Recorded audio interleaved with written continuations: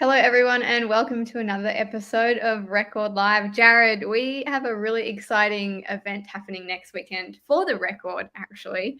Do you want to tell us a little bit about what's happening and why it's so special? Very exciting, Zanita. This whole year we've been celebrating 125 years of publication, which is a pretty impressive milestone. We're excited about that.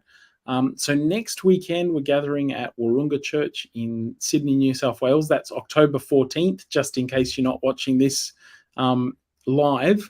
On October 14th, we'll be celebrating the record and its history and coming together to do that. And stay tuned, because if you don't catch that program, we're hoping to live stream and to have video feeds that you can watch later on. So we're going to celebrate the record and its history and just spend the time thanking God for all that he's done over the many years that record's been running.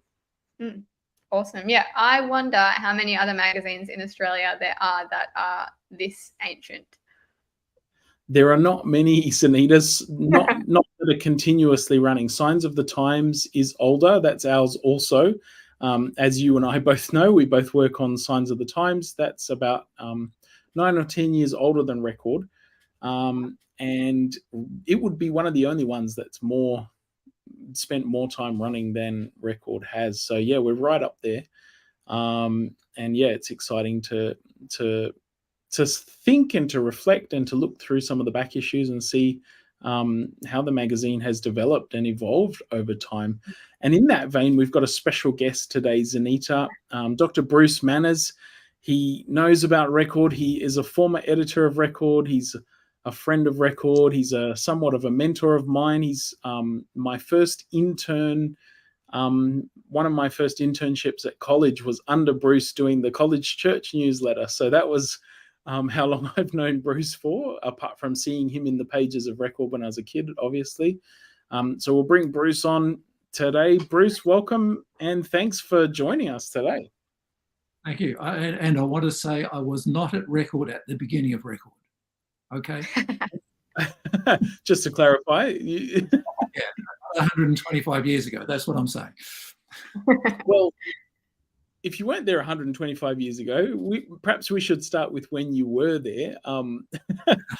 When were you there, and when were you editor of Adventist Record, Bruce?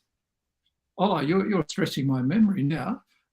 Fortunately, I have a piece of paper here. I can tell you, 1991 to 2004.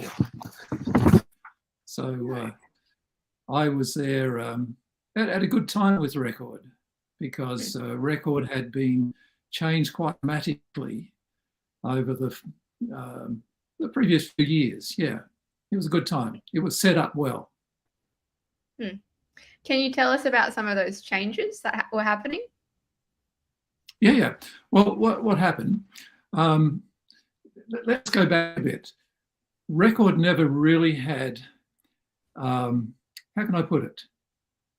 Record never had an independent editor until the time of Bob Parr, which was way back in a few years before that. Again, I have to check my record here. 1967 to 1981, he was the editor. He, up till this point, the editor was the editorial part was done at the division office, and very much under the control, I think loose control. I don't treat that as a negative. And at the time, a retired union president was running the Record as a bit of a favour. Now, Bob Parr was an editor, as in a real outside editor. He worked for Shakespeare's Head. It was an academic editing job he had. He'd been a school teacher and a grammar school teacher. And one day he happened to be wandering through the division office, and he came upon this guy who was acting editor. And he just said, "Would you like me to take it on?" And he said, "Yes, please." And he was the first one to bring the editorial work down to Warburton, because up till that time it was always up at the division office in Sydney or in the Sydney area. When it was way back in the union office, when it was the Australian Union, that's decades before that. So Mm. that's story. And he began to bring, suddenly the editor had impact on the record. And he had a bit of wit about him, and anyone who read the record read it to read his sayings, and his editorials were always worth reading, and the back page was always worth reading because there were some entertaining factors. There were always unusual things he came across, a bit of wit and humour, and so they were must-reads. To be honest, the rest of the record was pretty staid, and he even admitted it. He was trying to get those blokes from up in Sydney to write a bit more friendly, and I don't push it too hard because they were the boss, you know. So he kind of started the trend in that area. Mm. Now, Bruce, you actually have had an interest in print and writing for the church before you became the editor, and your PhD, I believe, was actually on the record and its impact. Can you tell us a little bit about your study in that area and what your sort of thesis was and what you learned, I guess, through that involvement there? Sure. Let me go back one step. It's true that I wrote a lot. It was a hobby. I was a pastor, and I mean, a lot of my writing was I'd preach a sermon and think, oh, I think that would work well for record and so on. Jim Coffin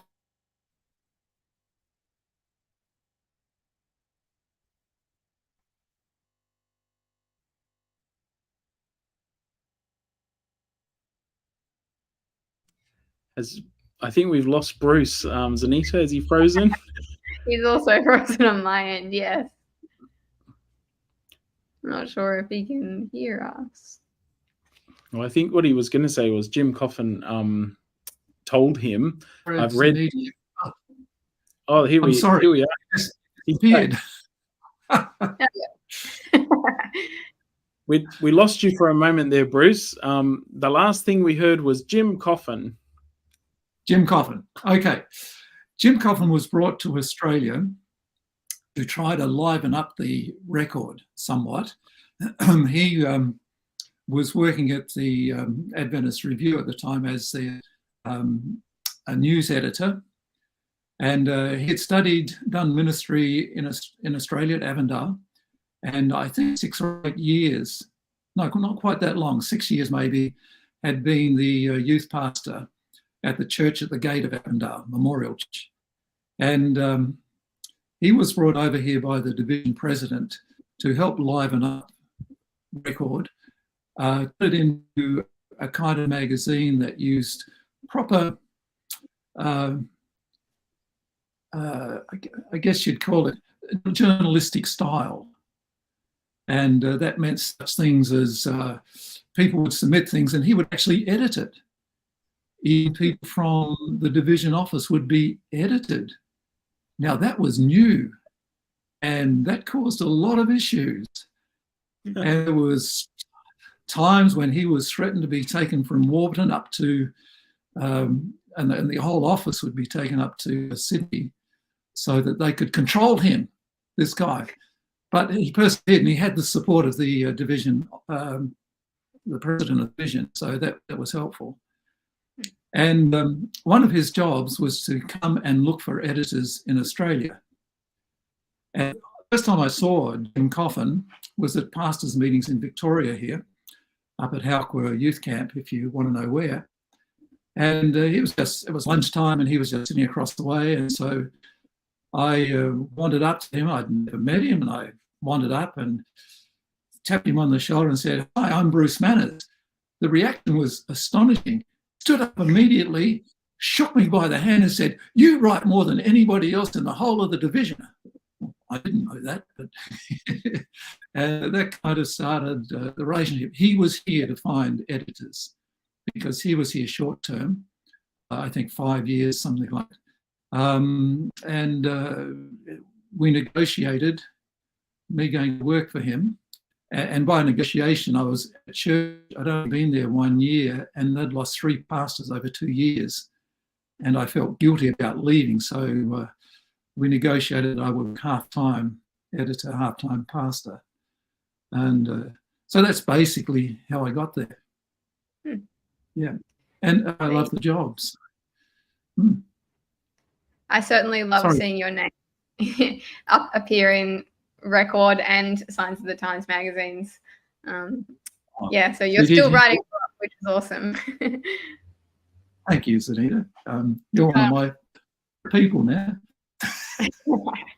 Yes, badge of honor.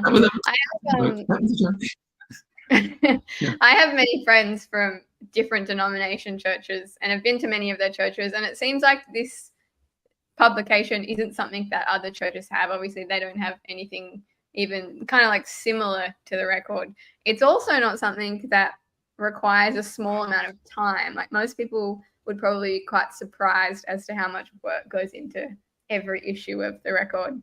And I'm sure there's some people who are kind of like, should we put our money towards something else? Can you tell us a little bit about like why something like the Record is so important and why it started in the first place? Yeah, good question actually, because you know, when the first Adventists came to Australia, they brought the latest technology with them. It was called printing. And their whole process, their whole approach was a print approach, because I mean they came to a city. I mean, in Auckland, they went to Auckland and they looked for what towns had libraries. Came to Australia, what towns had libraries, and I think they settled in Melbourne because it had more libraries than Sydney had. You know, because they were saying, we are a print-oriented church, and that's what we do. Now, they did print a record for 10 years. Okay, their whole focus was on evangelism. And I think it's kind of neat that when they settled in Melbourne, they didn't have enough space to set the print up. And so they had a single guy, and they set the print up in his bedroom of his house for the first run of Signs of the Times, Bible Echo and Signs of the Times, it was called then. And this was their big thing. We are print. And then you had the literature evangelists develop, colporteurs as they were known back then. And have to remember, in this era, porters were everywhere. All sorts of denominations had colporteurs working in Australia. Let me read something I came across just the other day. It was from someone at Charles Sturt University who was describing the British and Foreign Bible Society colporteurs in the 19th century, this era, when our guys were colporting as well. These intrepid Bible peddlers faced numerous challenges, he said.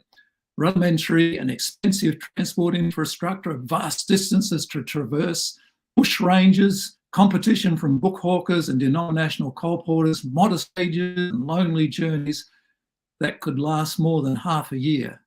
Yet colporteurs demonstrated a capacity to adapt with specially fitted roads, carts and wagons, utilised technological advances such as the new media of magic lanterns. And I came across the story of Thomas Whittle, an Adventist, and Joseph Steed, who filled the town hall of Laura, a little town in South Australia, in 1901, where, quote, Mr. Whittle gave a lecture on the life of Christ while Joseph manipulated a side lantern projector. Joseph also had a good singing voice and sang a solo, What a Friend We Have in Jesus, which was sung with much heart and fervour by the large congregation. You know, print was there and it was driving our movement, but the main effort was to, let's tell people. You see, before record came, before you had a need of record, you needed churches and a congregation to actually prepare it for. And that was part of it. By the way, I should tell you as part of another part of this story, Thomas Whittle, 1991, sold a copy of Daniel and Revelation to a certain Henry Manners, who happened to be my great-grandfather. And Wow. he didn't read it. Read it for 2 years, but then he read it. The manners are a bit slow at some things, you know. And then he read it, and he called his sons to him, 2 sons, and said, "We got to give up our jobs. We can't work on Sabbaths." And they became fishermen instead. They were prime producers who worked their own time. So there were 2 reasons for telling that story. One, the background. But after 10 years, they began publishing first 2 literature evangelists. Just a little thing, and they used to type it out and send it out. And then they started a bit of a magazine, and then I should have the year here somewhere. The Gleaner, Australasian Union Gleaner, was July 1896. And then that became part of Record. Their reports became part of Record when it started. And I should have that date somewhere, shouldn't I?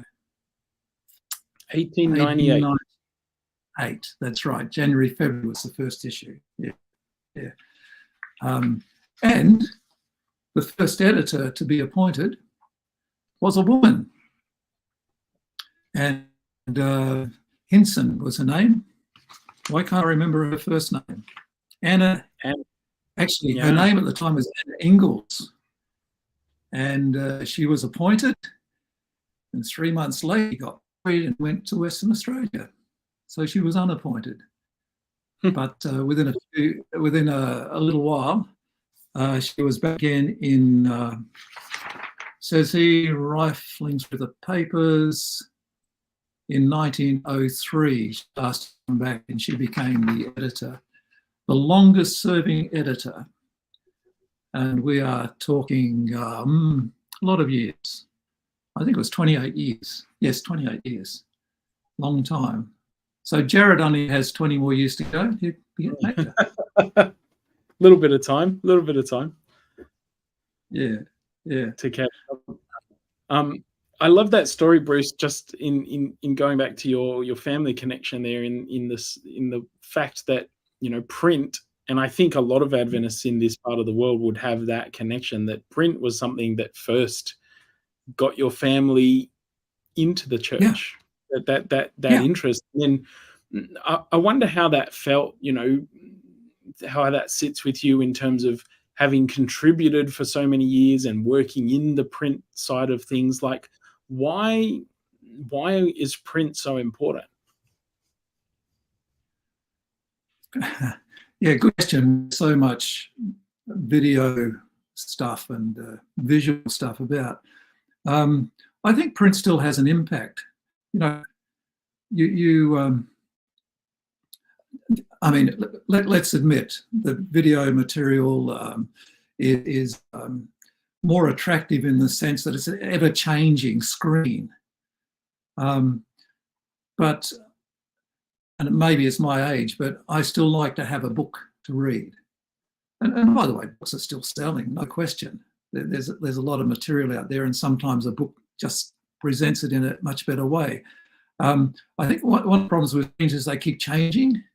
You know, you're flipping from one thing, or flitting maybe from one thing to another pretty quickly. And there's more focus involved in books, in magazines. And, you know, I'm not sure what the circulation of Record is now, but I assume that it's pretty high. A while ago, it was about 30,000. That's back in, I think actually, I'm not sure where I got that from, but I don't think that's a recent. Do you have an idea of how many it is? Right now, it's about 18,000, not counting the Pacific, so Australia and New Zealand. Okay. Mine includes the Pacific, so I can't tell you where I got that number from. But the fact that it's free to everybody is also helpful. And, you know, it's good Sabbath reading as well. I mean, a lot of people turn their televisions off. Now, a lot of people watch Christian stuff on Sabbath. A lot of Adventists watch Christian stuff on Sabbath, so I accept that. But yeah, I have a feeling that, it's easy to put in your bag and just take it and read. And it does come from your church. And that's important. If I want to know what you guys are up to, go to the record. And if I get angry about what you do, I send you a letter. And one of the things that Jim Coffin did, he actually published, again, with permission, he was encouraged to do this, he actually published for the first time people who were opposed to some of the things that were recorded.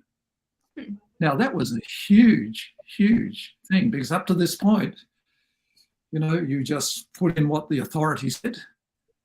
And up to this point, if someone disagreed, you just ignored that letter, that article.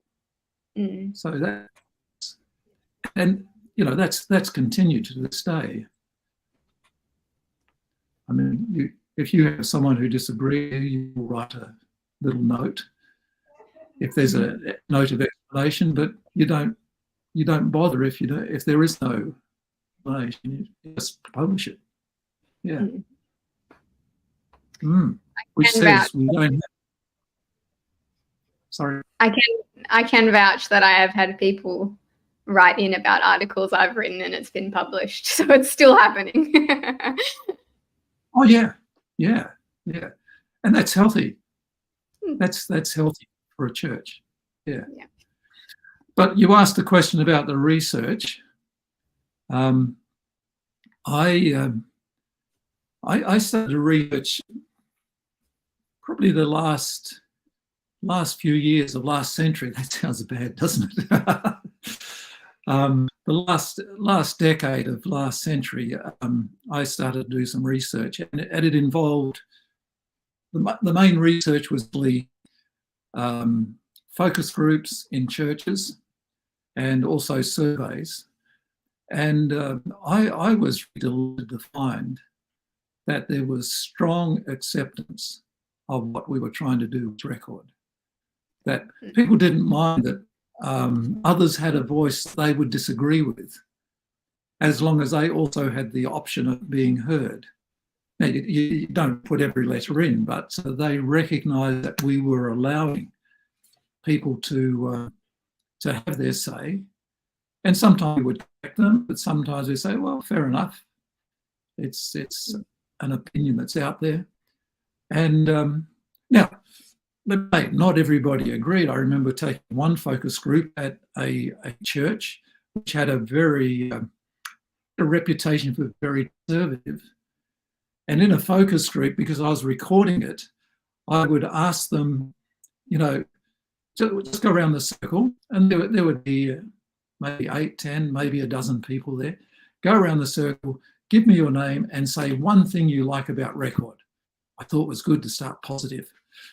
And I remember this church where the first two people, they said something positive. The third person had come prepared with show and tell. And he said, maybe whatever it was, and I can't find anything in record I like. It should be like it was 20 years ago. And he actually pulled out a copy from 20. And in that group, I think there were 2 or 3 others who said, I agree with whatever his name was. But that really was the only time that there were negative things said. There seemed to be an appreciation, one, of the juristic style, and secondly, of what I would call the fair play that had been introduced. And I've got to go back to Jim Coffin and the president of the division, who said, we need something which is more for this age. And I think you are now beneficiaries of that approach, because it's much easier to be part of a magazine that's like that than one you have to defend when someone says something wrong, or something that's a little bit may seem to be outside of Adventism. I think that's healthy. Mm. Yeah. What do you think, Bruce, is the advantage that Zanita reflected that maybe some other denominations don't have quite the same publication? I've met other Christian publishers, and they have a lot of newsletters that are, I guess, covering much smaller territories, much more local, or in some ways broader in a sense.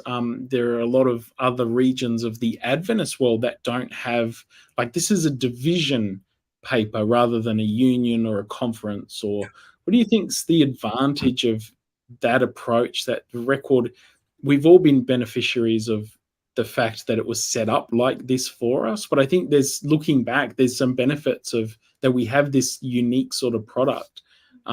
What are some of those that you see that we have something that really is unique in a sense in our denomination and around the world in some ways?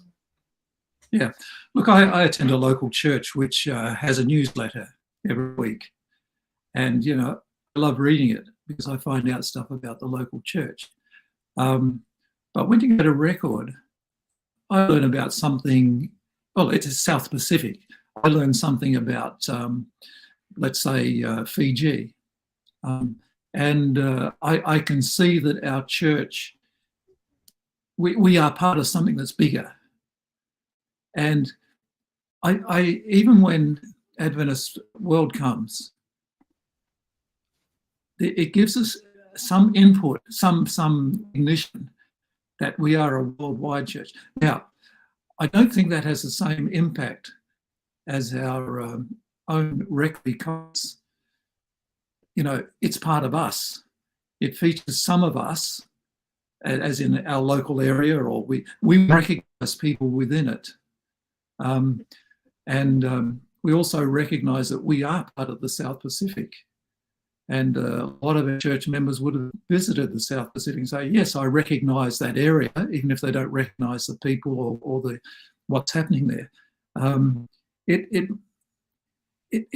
gives us a sense of something much bigger than the local church or the local conference, and says, we're part of a movement here.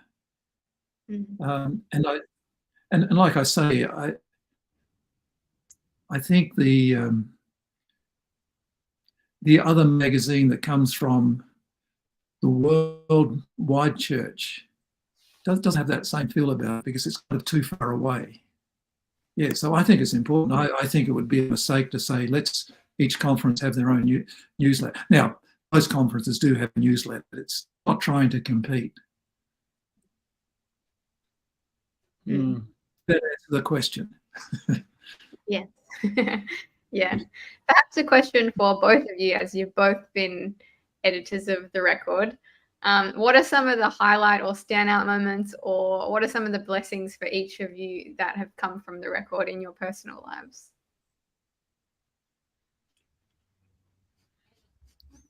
Thank you for asking that question. Yeah. Look, I think it's when